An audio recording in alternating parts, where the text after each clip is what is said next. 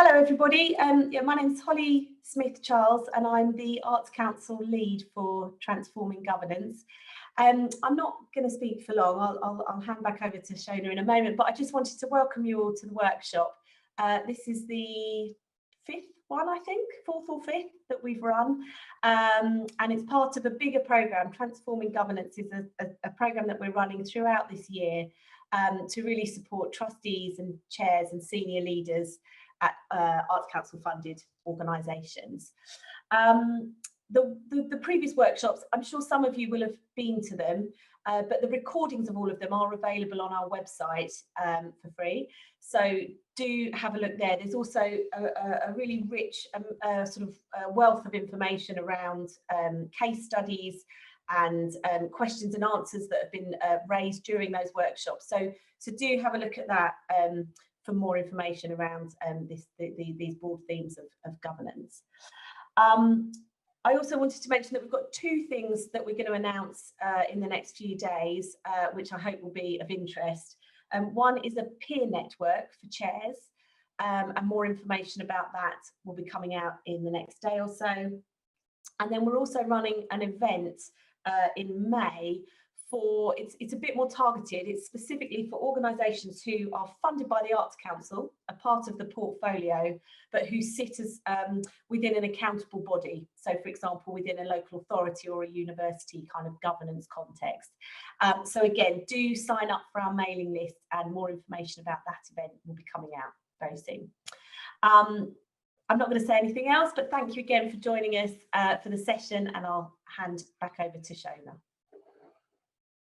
Thank you, Holly. I'll just give a very brief introduction to me.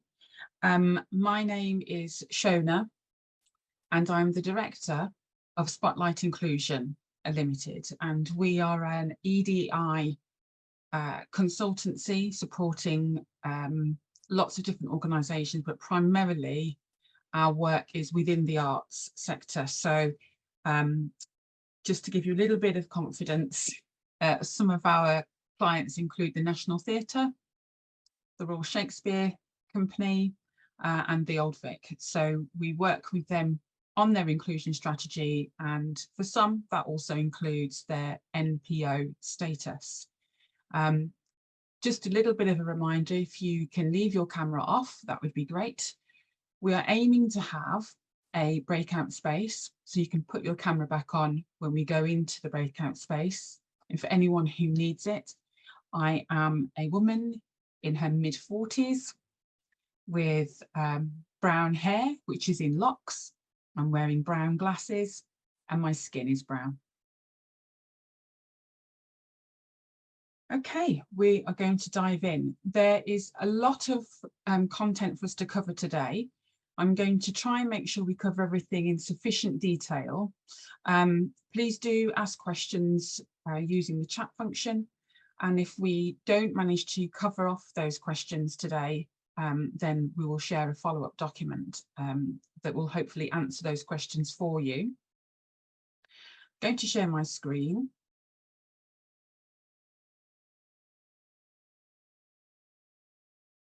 Okay, and hopefully you can see that.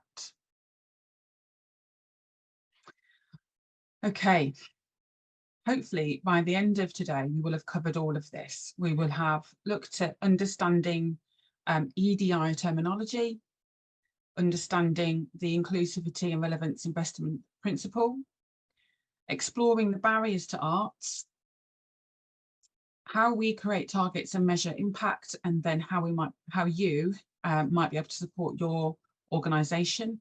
Hopefully we'll have time for Q&A, and in with all of that there'll be a 10-minute break. Okay, first of all, let's start with what EDI is. It is quite common for people to think they know what the initials EDI stand for, but actually some of the terminology can become a bit conflated or confused. So I think it's worth us just running through what this terminology means so that you're clear and you can be clear with your organisations as well. So generally speaking, nowadays, the E in EDI stands for equity. Previously, we may have thought that that was equality, but equality doesn't really go far enough when we're trying to embed inclusion. So I've got a few resources that I'm going to share with you that will hopefully explain that better. So here we have an image which depicts the difference between equality and equity. I'm going to let you have just process that for a second.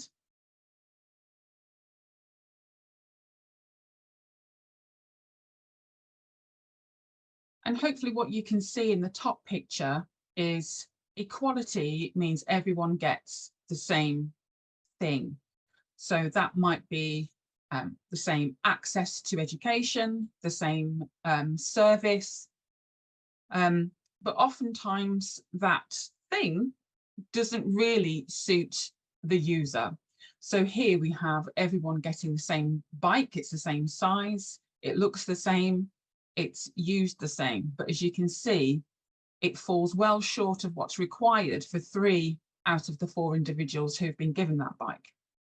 Equity is about adapting that service to make sure that everyone can progress, or everyone can take advantage of the service. So you have an adapted bike, you have different sizes of bike, which means, as I said, everyone can take part. Another good example of talking about equality versus equity is tax. So a fair tax system would be everybody is taxed at the same rate. Let's say that rate is 10%. But somebody who earns £1 million being charged 10% tax isn't going to experience the same impact on their lifestyle and their lifestyle choices compared to somebody who is losing £1,000 out of a £10,000 a year income. So we have variable rates of tax, which is, you could say, an equitable approach to tax. So we want to be focusing on equity when we do this work, so that we're thinking about individuals, what their challenges are, what their barriers are, and how we can overcome those. Diversity can sometimes be confused with inclusion. So I prefer to encourage my clients to think of diversity as a snapshot. So it is the range and variety of different identities in a space. That space could be a physical room. It could be this space, this virtual space that we are in together. It could be a meeting. It could be an orchestral rehearsal. It could be the theatre. It doesn't matter. It's the range of variety of different identities in any given space. Some organisations will go further than that, and they could be aware that that diversity, that variety, is beneficial to everyone. So part of their diversity work might be an approach which values that diversity, or might move to celebrating that diversity. Inclusion can also be a challenging one for people to understand. Sometimes people will talk about inclusion being a feeling of belonging, feeling that we fit in, feeling valued, and so on and so forth. So at this point, because we're talking about inclusivity and relevance, I will give you a little bit more precision in the understanding of inclusion.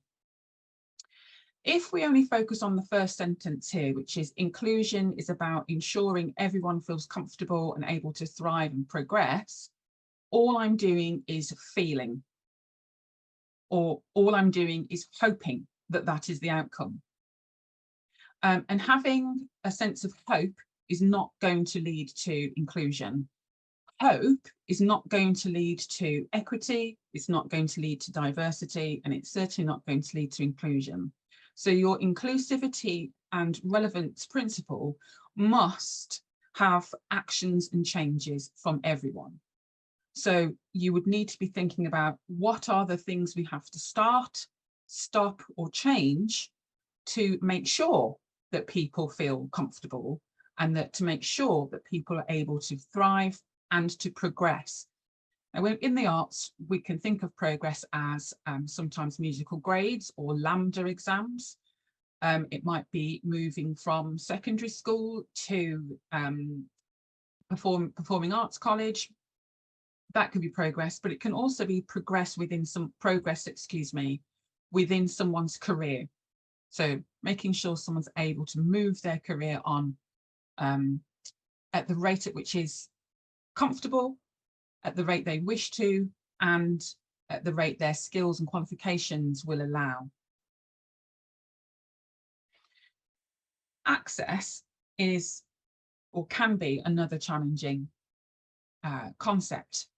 Oftentimes when we speak to people in the work that we do, they may think that access is about physical things, how somebody gets physically to the theatre, or physically to the rehearsal, or physically into the audience, physically into the building.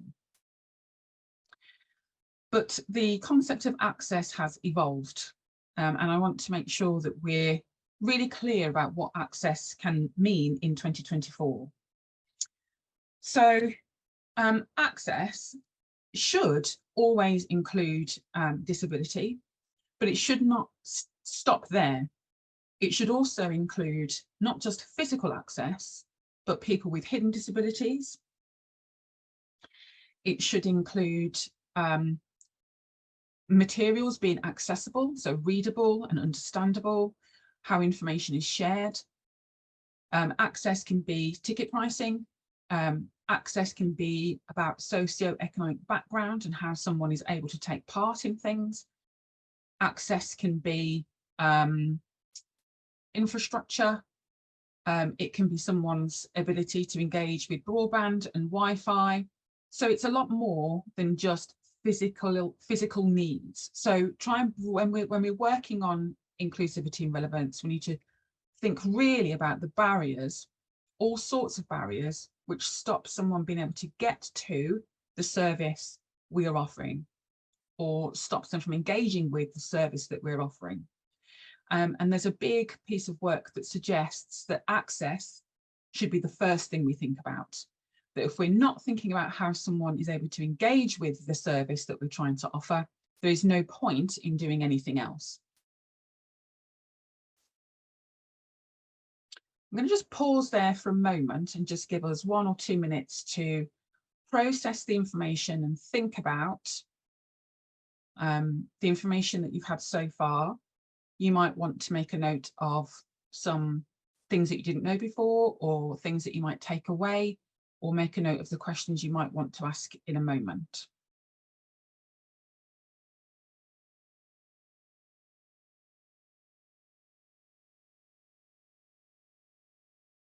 Okay, everyone, we are going to attempt to use an online tool called Mentimeter. If you have any problems at all engaging with Mentimeter, you are not to worry about that, because you can just engage with me through the chat function. I'm going to slow down what I'm saying to make sure that everyone joins me at the same time. So in the chat, you should see a web link, and you can slowly join that. When you get there, it will ask you for a number, and you don't need to worry about that number yet, because I've not shared it with you. I'm going to share it with you in just a second. You might be wondering, how can I get onto that? So you can open a new browser on whatever, if you're using a laptop or PC today, or you can just use your phone and leave it exactly how it is. So if you, so the link is just above, so you should see in the chat function, if you just type in www.menti.com, it should take you straight there.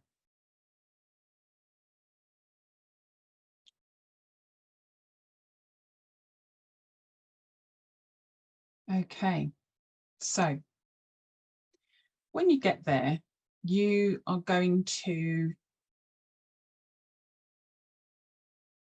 see it'll prompt you for a number, excuse me, and the number is at the top of your screen. And if you are struggling with that, that's not a problem. I'm going to read out the number to you. So the number is 2593762.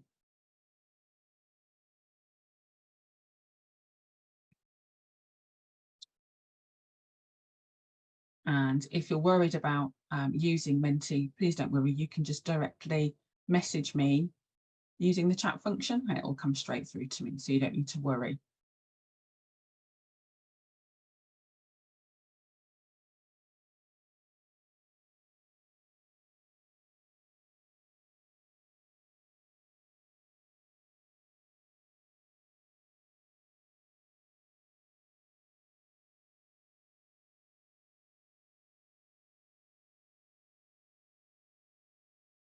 Great.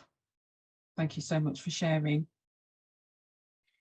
It's always helpful to know where I need to pitch my input here.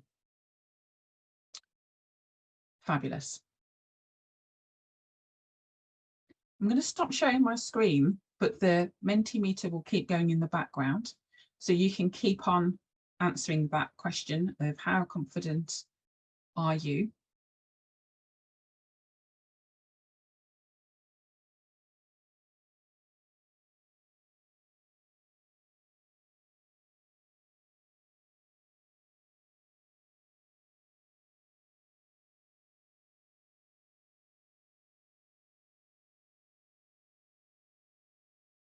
Fabulous, thank you.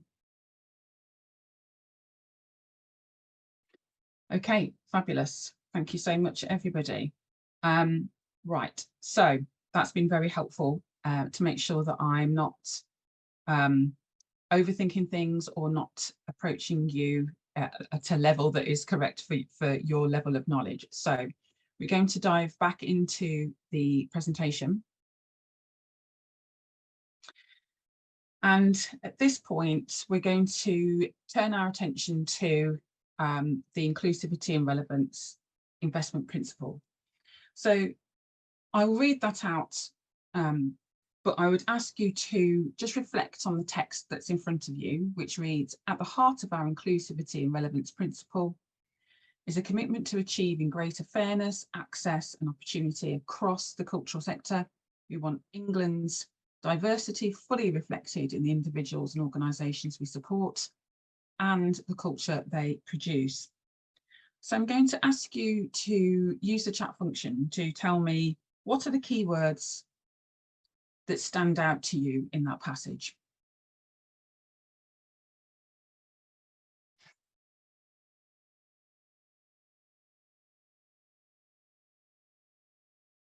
What are the important words? Thank you so much. So someone has said fairness, fairness, opportunity, fully.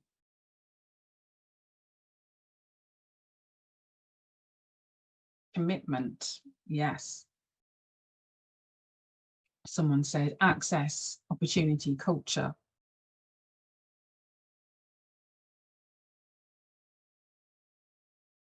Yeah, absolutely. Thank you. So the key words that I hoped you'd pull out of it, you have fairness, access, fully.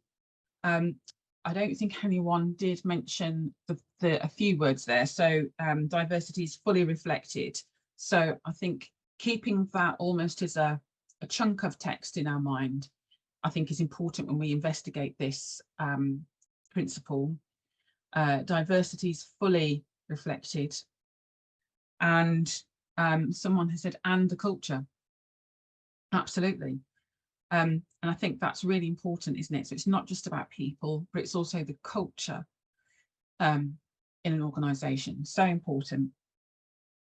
So why do we think this particular principle is needed then? So we've looked at the text itself, we've got those keywords, but I always think it's really important when we start doing any EDI work that we're very clear on why. If we're not clear on why, it becomes very hard to be convincing and quite hard to move forward with our plans. So let's try and investigate that a little bit. Why might this particular principle be necessary? Again, you can just pop your answers in the chat if you would like to.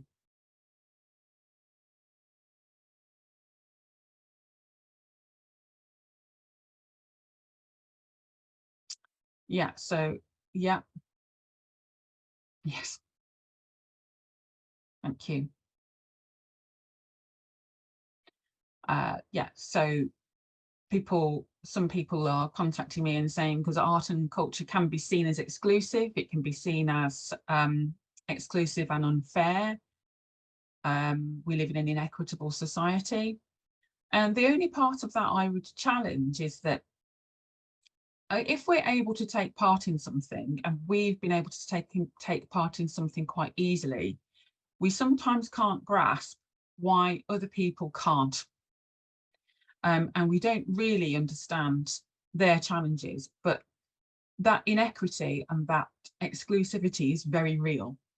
There are genuine systemic problems which stop people from engaging with the arts, and therefore this principle is about trying to correct that and trying to dismantle those barriers. And by making it, thank you for all of the comments that are coming through. Do keep an eye on the chat because it's as informative as what I'm saying. By making that part of how an organisation gets its money, it is obligating an organisation to do something about those systemic institutional problems. And it's kind of the carrot and stick approach, isn't it? And I suppose this is a carrot approach. That we want to make change. How do we make that happen? There has to be some driver for people to do that. Yeah.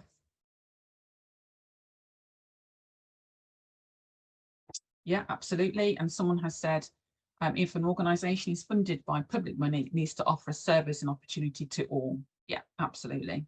And it's that obligation, isn't it, that I think persuades people to get involved in this sort of work. So ACE doesn't explain why it feels important.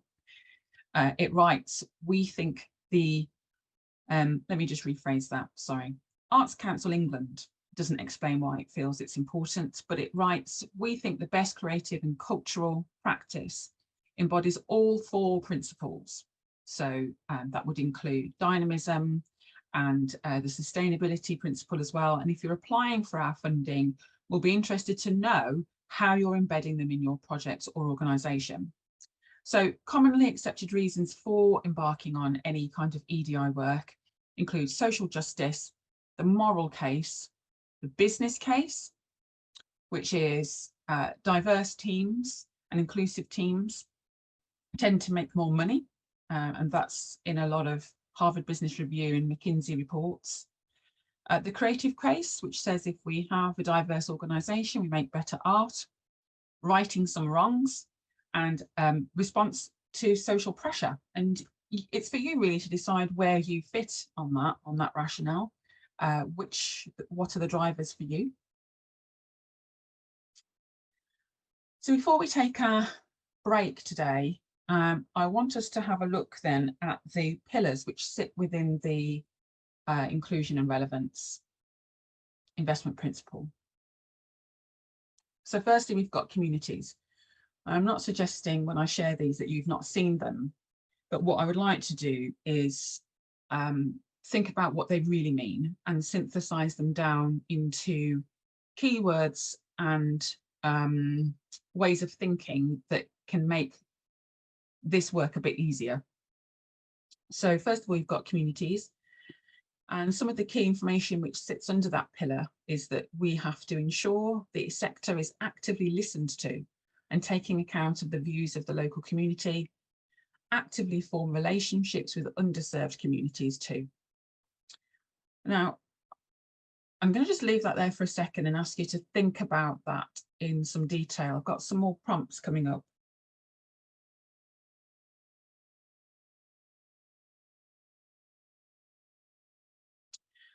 And then for workforce, leadership and governance, we have access. So now we've talked about access, let's think about what that really means.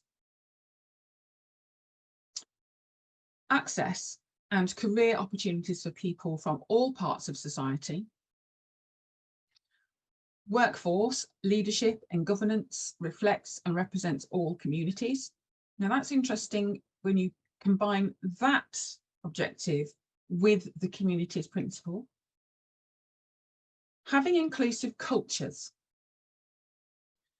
value and develop people. And then lastly, the creative case for diversity. So programming and activities must reflect culture and talent of creative practitioners from all backgrounds. Now, the trap that some organisations can fall into is they don't think about all backgrounds. They only really focus on one or two. And oftentimes that will mean a sharp focus on socio-economic background or a focus on race, but not enough attention to other identities, and importantly, intersecting identities. So identities which layer, so the layering of different identities.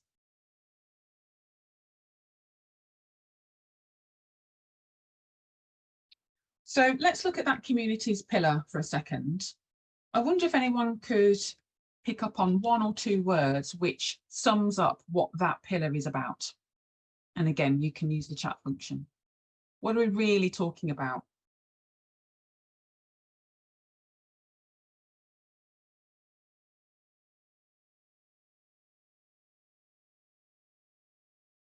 Yeah.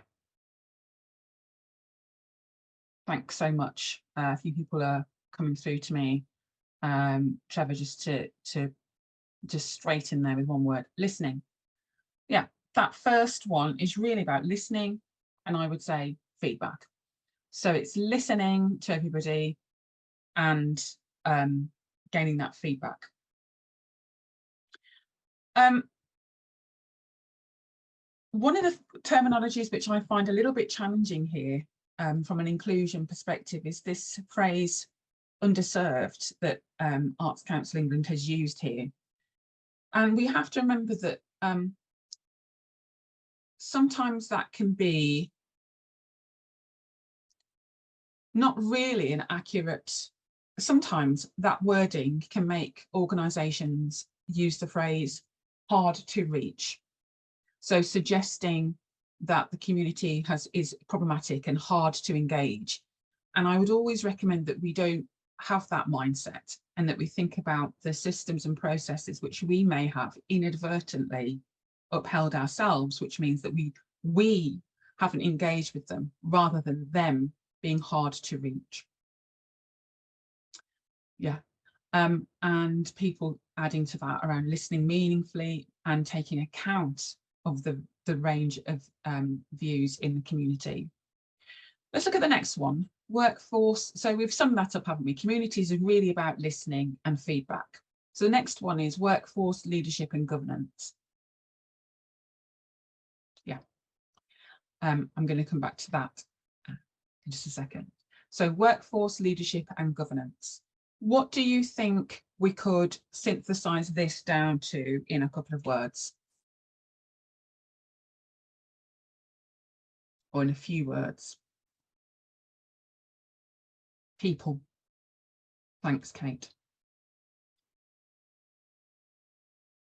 People. Yeah, opportunity. Yeah, representation. Absolutely. So I think this one, yeah, thanks, Rachel, you've said it for me. I think this one is a bit of a melting pot of three terms. So representation in people and culture. So how we treat people is about culture. How would people describe your organisation behind your back? How do people behave when the leaders aren't watching? That's the culture of an organisation. So you're thinking about people, representation, and culture, how we treat each other. Now, oftentimes when I support organisations, they're not necessarily thinking about that last one, how we treat each other in the organisation, how we demonstrate that they're valued. Those two bits can sometimes be overlooked. So you might want to make a note of those as we go. And then finally, how would you surmise? This one's a little bit simple, I think. There's not much in terms of text in front of you, but how would you boil down this right-hand pillar, the third one?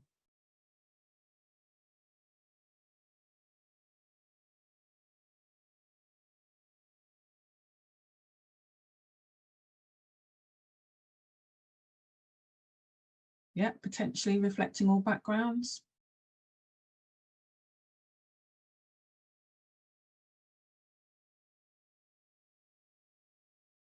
Yeah, someone saying holistic. We take all of the text and synthesize it.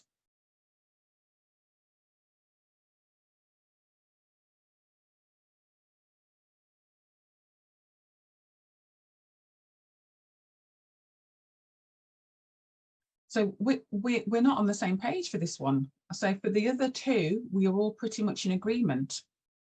So let's just have a look at this. This one is mostly about our output. So making sure that the art that we make is representative of our wider world. Okay, so and all backgrounds. And as I said, this one, people can sometimes only focus on one or two types of background, but making sure that our programming, our creative output, whatever your art form is diverse and reflects a range of different cultures, a range of different identities. Now, sometimes, thank you, yeah, someone's put on here, anyone should be able to see themselves in the work that is created. And I think that's a really great way of summing that up. You as a participant or you as an audience member should be able to see something of your identity at some point in your programming. Now, the trick with this one is that it can sometimes lead to tokenism. So tokenism is, think of it more as box ticking. Think of it as just putting one item into what is a relatively unchanged, normal way of doing our work because we've been told to, rather than thinking of that programming as something that evolves and supporting that programming with meaningful strategies which engage and listen to the community and change the culture of the organisation. So the programming shouldn't just be a box tick exercise, but should be as a result of the previous two things. It should be a result of that listening to our communities, reaching out to find out what people want, understanding our workforce, representing that workforce and the community into our programming. Someone here's put, be bold, brave and adventurous with our programming. I would agree with that. The challenge is then making sure that it isn't a standalone thing, but that we have absolutely thought about how we support people who share that identity or background internally. So it's matching that outside work with our inside work to make sure we avoid being tokenistic.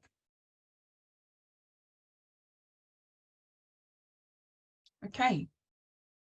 At this point, I think we'll take our break. So I will stop sharing my screen. Thank you so much to everyone who's already engaged with the chat and communicating directly with me. I think we have 10 minutes, so we will be looking to come back at 2:47. And I think you can turn your camera off if you have it on now, and we'll be back in 10 minutes. Thank you.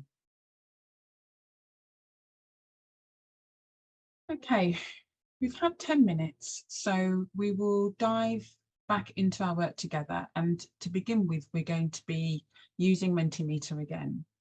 So I know there's some people who have only just joined us, so I'm just going to put the website that you need again into the chat. So you're just going to menti.com, and you should be able to do that either on your PC or your laptop, or you can use your phone, whichever is most convenient for you. When you get there, as before, you will be asked for a number. And when I share my screen, that number will appear, and then you'll also provide it elsewhere. So here we go. So the second question you should be able to see now is, what might be some of the barriers to the arts for individuals and groups of people?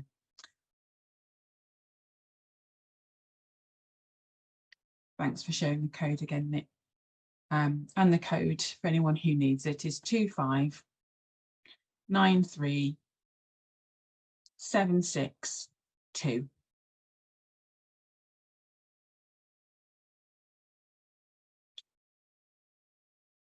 And we're just thinking about, what are those barriers?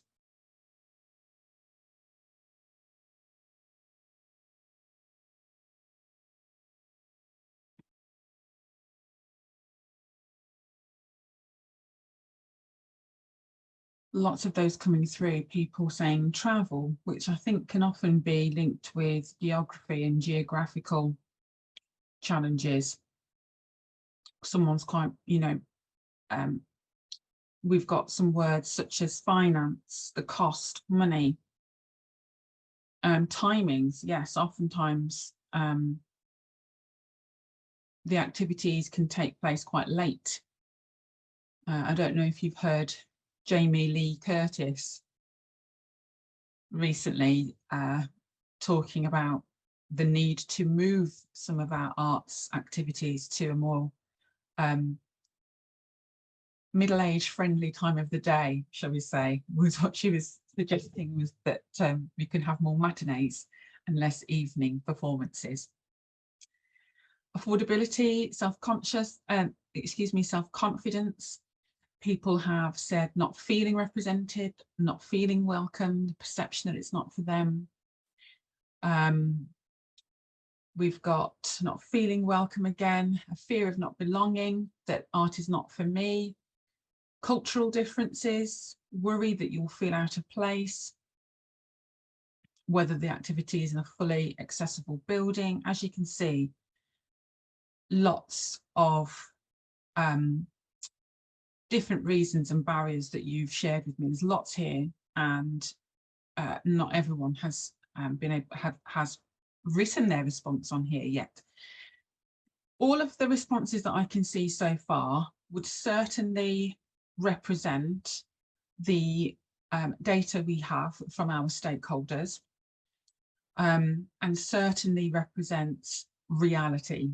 So not just a sense of not belonging, but actually when different people have taken part in activities, they have been really excluded. So not just a sense of being excluded or not fitting in, but being sent messages that they don't fit in, either through verbal interactions or physical microaggressions such as avoidance, not speaking to someone, actual examples of things like ableism, misogyny, actual examples of racism, actual examples of being excluded, especially in some of our more, with some organisations with a national representation, for example, might find that their accent is a barrier, and assumptions about them based on their accent and what that might tell us about their class, their education background, their geographical background,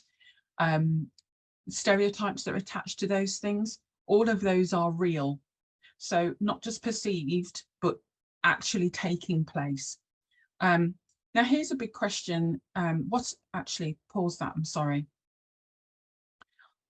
What I will do is, when we follow up from this session, you will be sent the results of this Mentimeter, so you will get these results, and they can sometimes be really helpful for you to use as a data position. So you can use that as information you've collected from each other here in this space. So there's something like 50 people taking part in this activity, all with these answers, and oftentimes these answers will come from lived experience or someone's own data collection. So you can have some confidence that these sorts of responses are true, and you can begin to unpick them in your own setting. Here's an interesting one: childcare. Really interesting. Transport links. The curriculum, and the curriculum can also mean programming. You know, the offer that we're giving to our young people, or the offer that we're giving to our audience members and our practitioners, the people who participate in our services, all of that can be curriculum, all of that can be programming, and these are very real challenges for us in the arts.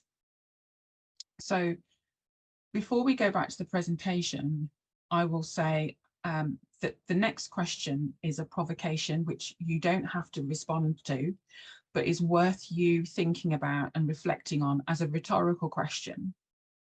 And that is, to what extent has the arts benefited from those barriers?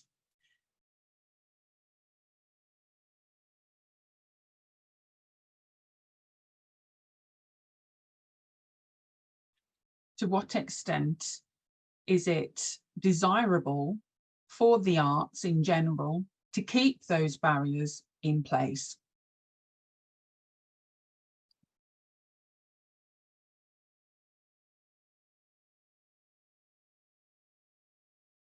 Now, that can be a difficult question for us to think about, especially if we feel like we're trying to embark on a piece of work that makes our art form, the work that we do as individuals, accessible to everybody. That question that I'm asking there can make someone feel quite defensive or fragile. And I would urge you to lean into that, because when someone's or when an organisation has challenges in putting the action plan or the actions that they have for their inclusion and relevance principle into place, we need to sometimes ask questions about how committed are we if we as individuals and an organisation have benefited from the barriers that are in place for others. So I'm getting quite a lot of response directly to me, and that anonymity is really important.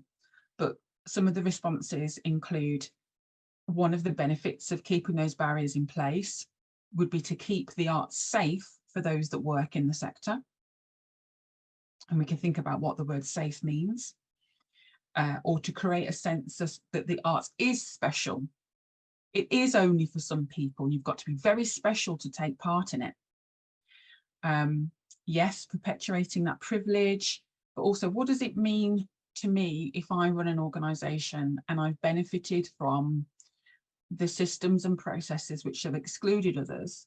What does it mean for me if I have to face the fact that there's a large proportion of society which have been excluded, and therefore how confident am I really that I'm the best person for this role, job, casting, principal violin?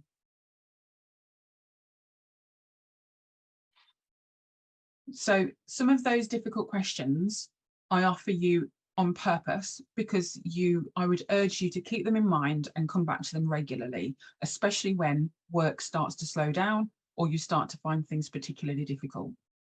We're going to go back to the presentation.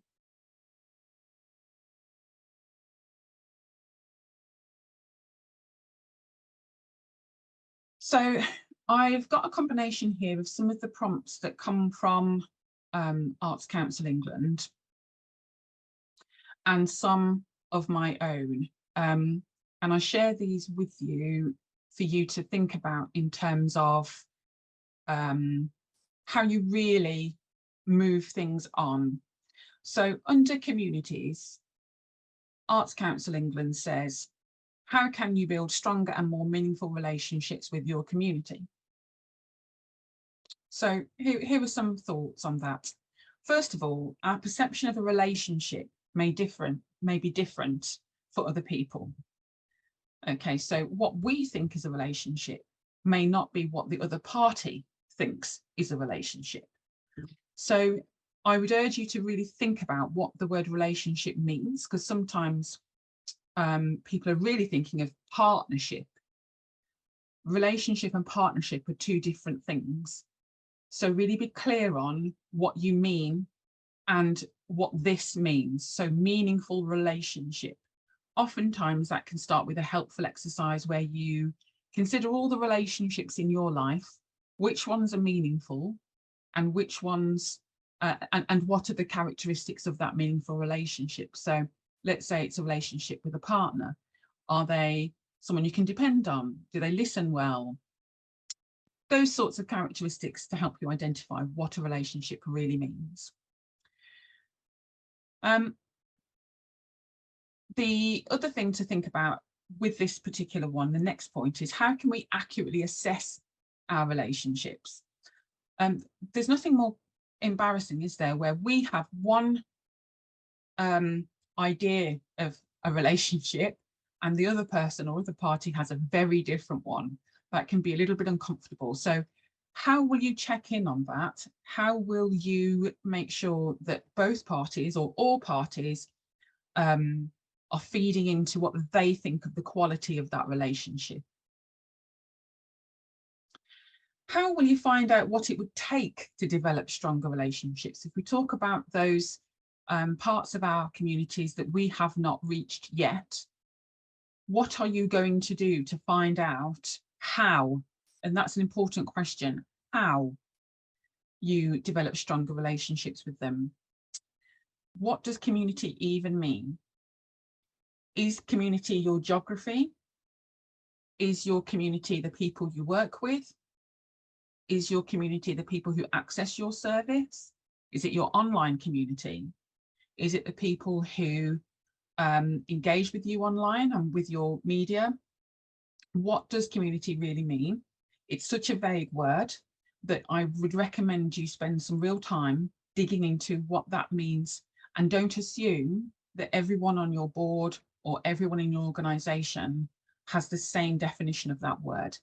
A really good example of that is I was working with an organisation that had an access department. The head of access thought that their job was about physical access to the building. Others thought their job was about accessible materials to support people who are dyslexic, for example. And another person thought that the whole team's job was about ticket pricing. So never assume that everybody knows what you're talking about. Make sure everyone is on the same page.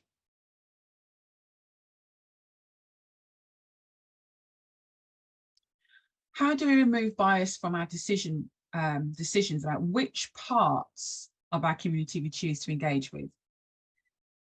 Now, the challenge for a lot of organisations who, especially if they recently have NPO status, the big challenge for them is, how do I engage with equity, diversity and inclusion work without it being too uncomfortable, because I don't want to know about these really gritty and hard things. And oftentimes they will fall into comfort zones or into diversity that is less challenging and which can be quite box ticky. I have a lot of organisations who could do a lot more, but they choose only to focus on children with special educational needs. Now, does that mean that they're doing something wrong? No, of course it doesn't. But when you challenge them on why they aren't perhaps reaching out to their the elderly community, or people who are on free school meals, or Roma and traveller communities, or South Asian women to take part in something, they find it very hard to articulate why they've chosen this particular part of the community and not the whole community, and bearing in mind that this particular principle does talk about all aspects of our community. We often see our communities through our own lenses, and we have our own understanding. So we can sometimes be forgiven for not understanding everything about our community. So how are you going to find out about it? And really importantly, who do you need to connect with? On this next one, workforce, leadership and governance, some lovely contributions coming through on the chat, so do keep an eye on those. Arts Council England, or ACE, say we want to ensure the opportunity to pursue and progress a career across the cultural sector is fair and open to everyone. Okay, well, how do you accurately identify the identities of your workforce? Because there are a huge number of people who are hiding. They may not be telling you about their ethnic background, perhaps because they're white presenting and not telling you about that. Feel some pressure around their religious belief, not telling you about their sexuality. So, for example, only a third of people who are homosexual will hold the hand of their partner out and about on the street. There's a lot of pressure for people with hidden disabilities to keep them hidden for fear of consequence. So what are you going to do to earn the trust so that you can accurately see what your workforce is like? Because without knowing where you're starting, you're going to struggle to know where you're going. How do we attract diverse talent without tokenism and harm? That's a whole session here that we don't have time to go into right now, but certainly a big question is that you might want to type into Google is how to avoid tokenism. How do we widen our perspectives to understand more about the experiences of identities less familiar to us? So it's very difficult sometimes for people who have started an arts organisation or they've worked there for a very long time to believe that other people may have had a terrible time working with us. So how willing are you really to hear about their experiences and then respond to those? And more broadly, not just in your organisation, how are you going to understand more about the barriers for people, for example, people with children, people with financial difficulties, people who are Black or from the global majority? How are you going to engage to find out more about their experience if you're not very familiar with people with those identities? How do you create and nurture career pipelines which are developmental and reciprocal? So oftentimes in this this particular area, people might create a project or give someone who has a marginalised or minoritized identity more responsible and see that as development, but it can often be without recognition, and that recognition could be no money, no time to deliver on that, and that becomes exploitative. So how are we going to create and nurture those pipelines and make sure they're developmental, so that we are honouring that principle, but making sure we retain diversity within our field? And how do we continuously evaluate the sense of inclusion and the efficacy of our inclusion actions?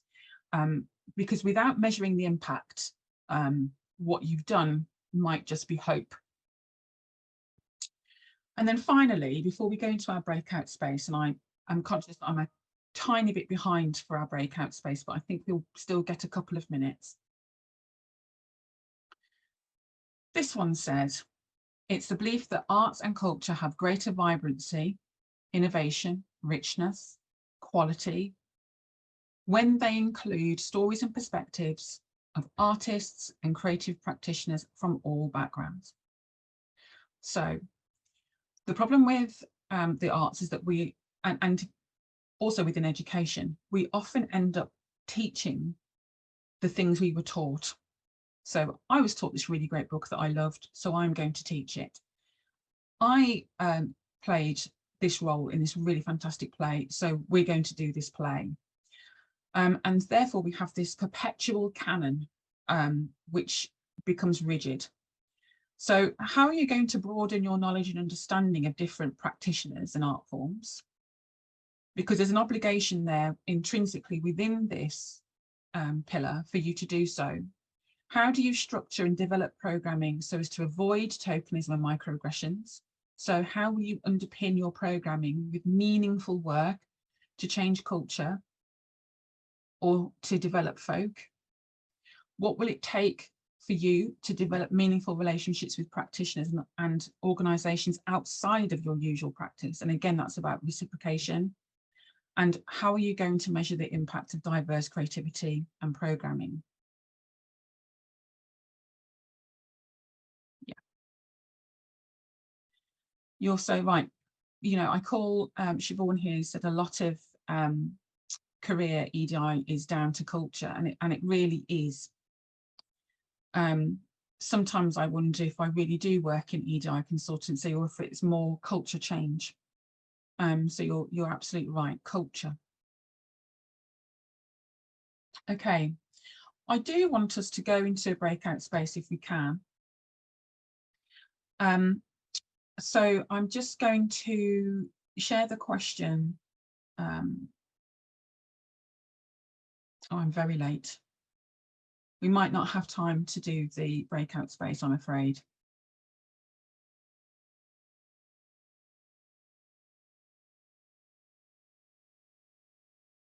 I'll judge it. Okay. Let's just have a look at targets. So when you're creating your plan, you'll recognise there has to be something around skills development and some of the things. So let's have a look at skills development first. Now, obviously, that speaks to developing people and retention and representation. So here's a good example of a target. So research and disseminate best practice for recruiting inclusively. That's a good target. It says research and disseminate. And that's a good target because you either have done the research and shared it or you have not. And when we're looking for best practice for recruiting inclusively, we're going to, you know, if we've done this well, have a breakdown of the best ways to do that. And that should lead to policy change. So if we look at people and representation, a good target is create a steering group of stakeholders which will advise and support our EDI strategy. So here you're listening and you're developing and you're focusing on representation. So having a steering group is developmental. So the only caveat here I would say is think carefully about how you reciprocate that additional work. When we talk about planning, a good example of a target is develop a partnership with. So when you come to measure that, you will either have evidence of that partnership or you won't. And then finally, tools and monitoring. Subscribe to and engage with the audience agency to learn more about the needs of specific identities. So you will either have subscribed, engage with might be attending their free workshops or going to their conferences, and you should be able to then have evidence of knowing more about specific identities. The challenge that sometimes people have with this work is they feel like EDI is new to them, they lack confidence, and therefore their targets will say things like aim to, or consider, try to, or avoid. And these are not measurable targets, and they allow people off the hook. So where people are feeling defensive or fragile or not knowing how to engage with communities, they can say, well, we tried, but we didn't manage it. So making sure you have definite words within your targets is very important, especially for this particular investment principle. Okay, I think we will try and have a go at the breakout space, even if it's just for a couple of minutes, just to give you some time to think and also to share your thoughts with other people. So in this breakout space, what I would like you to talk about is how might you, just going to pop it in the chat for everybody.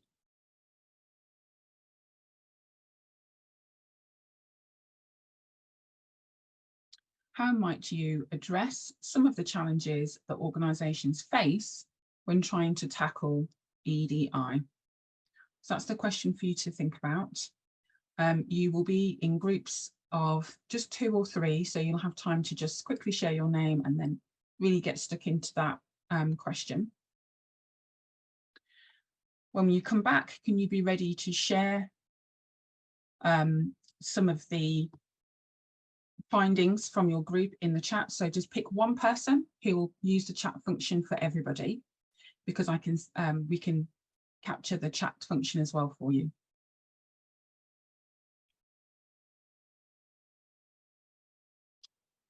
Okay, we can open the breakout spaces now for, I think, 4 minutes. Okay, so I'll read out some of the suggestions that have come through from you. And when you have the recording, that means that you'll have a useful bank of possible strategies that you can use from everybody. So it's great for us to use this as an opportunity to learn from everyone today. So we have naming ourselves as action and learning organisation, understanding there's no one way to create access, it's bespoke and responsive, and make sure we're learning and all exchanging knowledge, really important. The best inclusivity work is collaborative. Audit, yeah, audit our organisation and find out where the gaps are. That's another really important strategy. So knowing your starting point so that you can know where you're going. People at the top of the organisation having responsibility for making change. Fully support that. Really good one here, using trustee vacancy opportunities to widen equity, diversity, inclusion on our boards. The only additional information I've put there is making sure your boards are ready to receive diversity. There's nothing worse than being appointed to be a board member and then finding that you can't speak, that you're silenced, or that you experience microaggressions from other board members. So many really great responses here. Someone's put psychological safety, a culture where people feel safe, so trying to create that and that being a challenge. How do we do that? How do we make sure that the purpose of representation is always front and centre? Yeah, so important to make sure we do that and avoid tokenism. Absolutely. Okay. As well as all these wonderful suggestions that you've shared with each other, I have a few and some of the challenges as well. So some of the challenges are having people with limited knowledge and understanding of EDI. We don't know what we don't know, so that's a big challenge. So having that limited knowledge, understanding, and sometimes people feeling that they don't have any transferable skills to be able to embed EDI, when actually we do. If we've done leadership or we've had responsibility, we can adapt it. It's a new field, so understanding it as a new thing that we need to focus on can be a challenge for us. Subject knowledge beyond the canon. So if we think about our artistic practice, what is the subject knowledge that goes beyond the usual pieces and the usual practitioners? Knowing where to begin, and that's where your audit is really important, and your listening activities will tell you where to begin. Having the resources can be human resources, that can be very difficult. Time, finances, the skill set of your board, fear and fragility, comfort zone, and our interpretation of key terms. This is another really important one, reputation. Sometimes we can be really worried about our reputations and how, if we get it wrong, what might be the negative impact of that mistake, and tokenism. And then finally, targets which are not measurable. Now, the thing that I will challenge you with here is that none of these are an excuse for you not embedding inclusivity and relevance. None of these challenges will be an excuse for not engaging with this particular investment principle. So it's a challenge that you really need to tackle head on, but in a way which is manageable and supportive. So hence why I suggest that that collaboration is really important.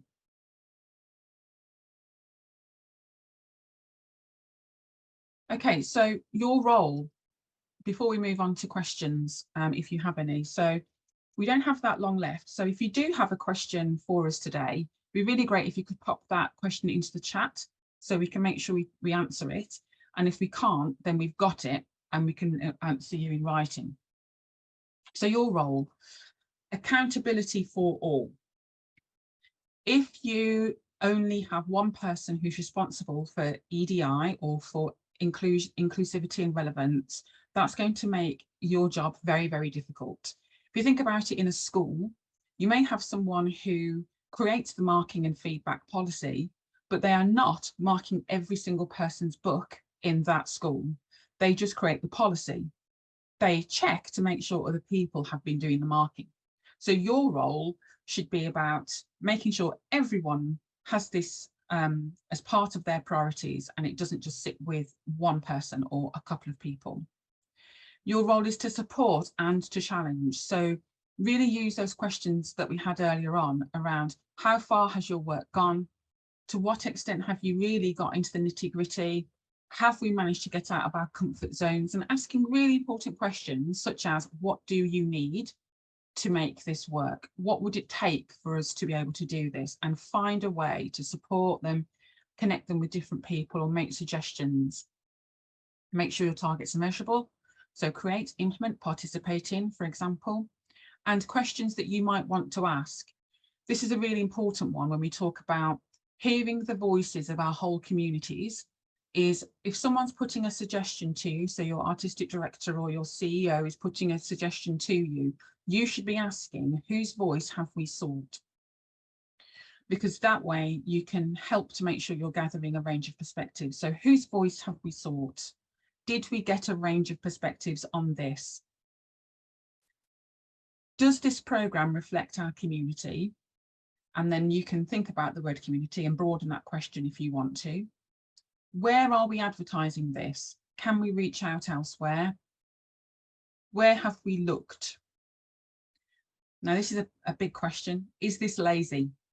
So if we're talking about programming, if we're talking about the different groups we're reaching out to, are we being lazy? Is this lazy? Is this in our comfort zone?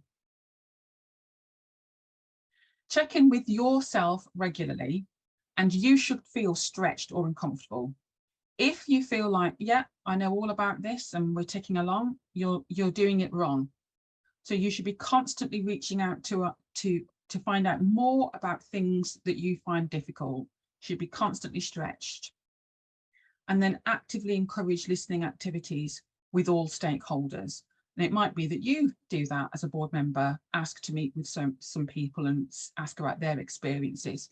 You might want to get an external person to do that, but certainly making sure that you're listening all the time is the bedrock of inclusivity and relevance. Okay, so we do have some time for questions, but not much. So let's have a look.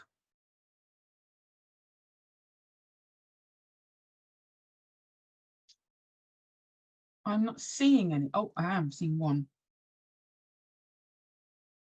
Why is the principle called inclusivity and relevance and not EDI? I think it's because of the relevance part. So the relevance part of the title is about making sure that the work we do connects and speaks to our communities and participants. And really, if we're doing inclusion properly, we will have already been equitable and we will already have focused on diversity. So really the equity and diversity part becomes less relevant if we're doing inclusion really, really well. Just give time for another question if anyone has one.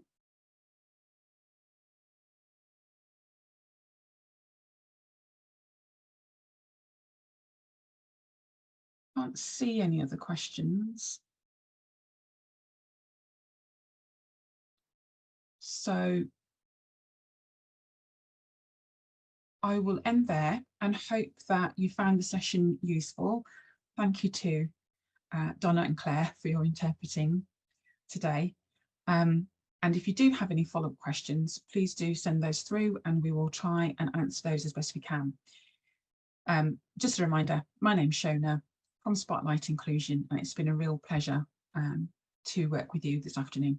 Thank you.